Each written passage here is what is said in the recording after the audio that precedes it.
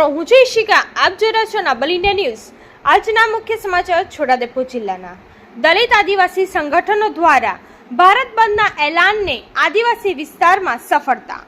ભારત દેશની supreme court દ્વારા અનામતના કેસમાં જે ચુકાદો આપવામાં આવ્યો છે તેનાથી દલિત અને આદિવાસી સમાજ નારાજ થયેલ, જેનો વિરોધ દર્શાવવા માટે દલિત આદિવાસી સંગઠનો દ્વારા આજ રોજ ભારત બંધનું એલાન કરવામાં આવ્યું હતું.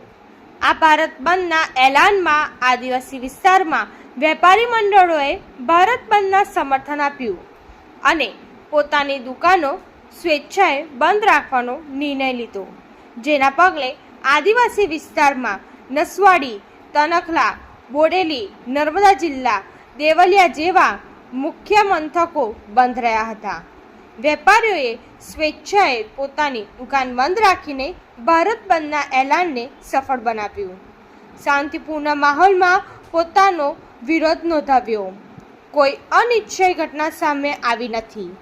શહેરી વિસ્તારમાં આની અસર જોવા મળી નથી. નસવાડીથી ધર્મેશ ભીલનો રિપોર્ટ. ધન્યવાદ.